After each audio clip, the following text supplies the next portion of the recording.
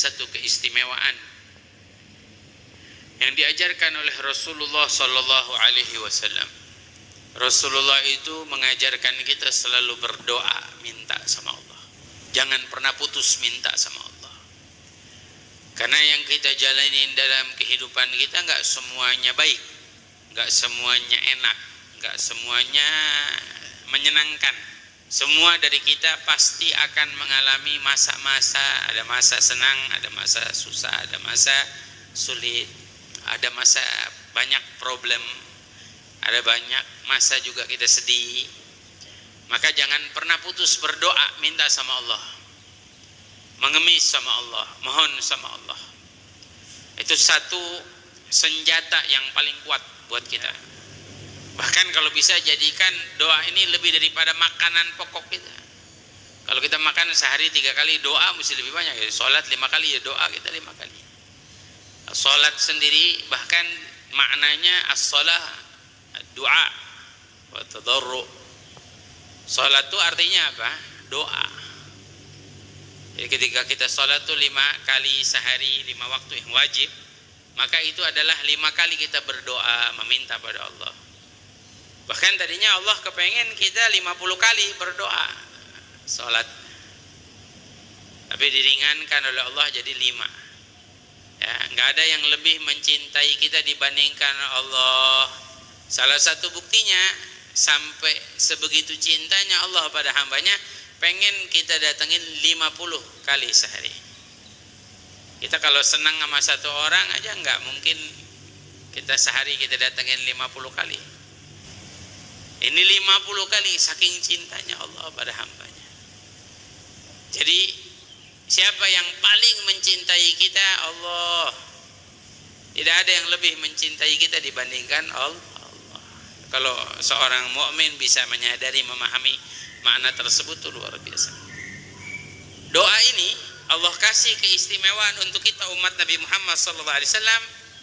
Doa yang tanpa wasithah, tanpa perantara. Kita nih dikasih sama Allah keistimewaan umatnya Nabi Muhammad SAW, karena umatnya Rasulullah. Apa berdoa tanpa perantara? Kok tanpa perantara? Ya, ente mau doa tinggal langsung minta, ya Allah, ya Rabb, ya Karim, ya Hayu, ya Qayyum. Minta sama Allah, tinggal minta. Kenapa? Karena al-madiyah, umat-umat dahulu, mereka kalau mau berdoa, mereka pergi dulu ke para nabinya, datengin para nabinya. Yadhhabuna ila anbiyaihim liyas'alu lahum. Mereka minta tuh sama para nabi supaya mintain nama Allah. Datang umatnya Nabi Musa ke Nabi Musa, ini Musa mintain nama Allah. Datang umat Nabi Isa ke Nabi Isa, hai Isa mintain sama Allah. Datang umat-umat Nabi kepada para nabinya. Kalau kita makan enggak, minta tinggal minta sama Allah. Ya, minta tinggal minta. Makanya ada satu ungkapan dari seorang ulama. Ada ulama bilang apa? Ada 3 keistimewaan. Jadi ada 3 keistimewaan yang diberikan kepada para nabi aja, umatnya enggak. Tapi ini diberikan untuk umat Nabi Muhammad SAW. Apa saja? Yang pertama, para nabi itu dikatakan oleh Allah, idhhab falaysa 'alaika haraj. Pergilah wahai para nabi, maka tidaklah ada satu apapun dari perintah yang membebanimu atau menyulitkan. Itu kan diberikan untuk siapa? Untuk para nabi. Nah, ini diberikan khusus untuk umat Nabi Muhammad SAW. Allah berfirman, "Wa ma ja'ala 'alaikum fid dini min haraj." Tidak dan tidaklah dijadikan oleh Allah atas kalian, ini perintah-perintah Allah di dalam agama, fiddin min haraj, dari hal yang memberatkan, yang menyulitkan, enggak ada. Sayangnya Allah pada hambanya, enggak, Allah enggak mau menyulitkan kita, enggak mau memberatkan kita. Diringani nama Allah. Apa misalkan contoh, ada orang yang enggak mampu puasa bulan Ramadan. Dilihat kenapa? Puasa hamil.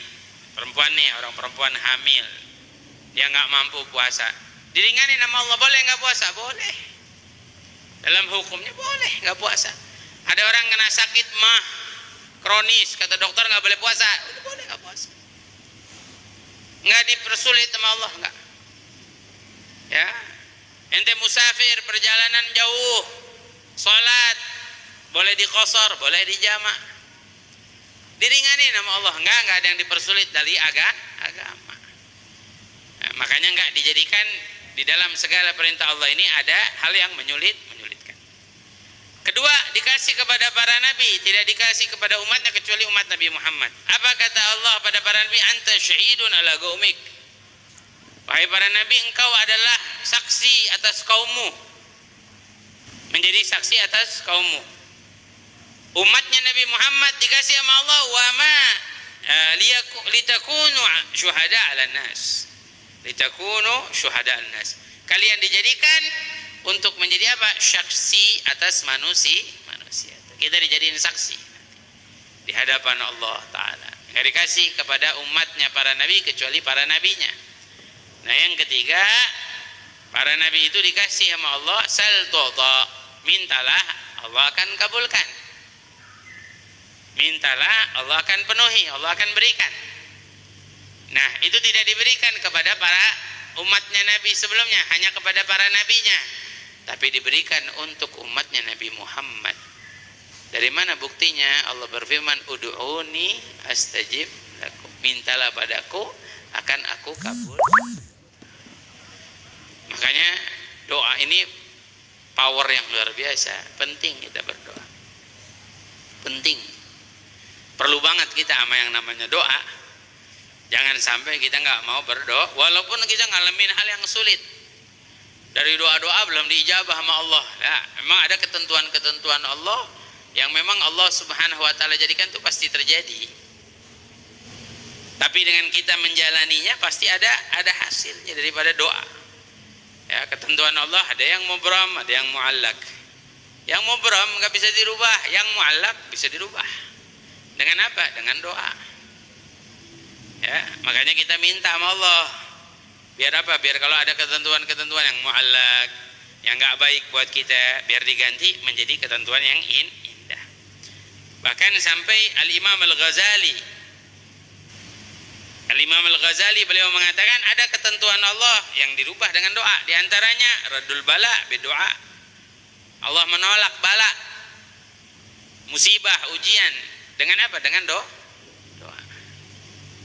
Minta sama Allah biar kita dijauhin dari musibah, dari ujian. Makanya hadirin hadirat, zikir, doa jangan pernah dianggap sepele. Ratib yang kita baca, zikir, hizib, itu jangan dianggap sepele. Apalagi semua yang tercantum di dalam Khulasatul Madad, ini jangan dianggap sepele. Ini luar biasa. Guru-guru kita selalu pesenin banget nih. Ini jangan dianggap sepele, ini luar biasa nih. Ini mesti jadi pegangan kita. Amalkan setiap hari.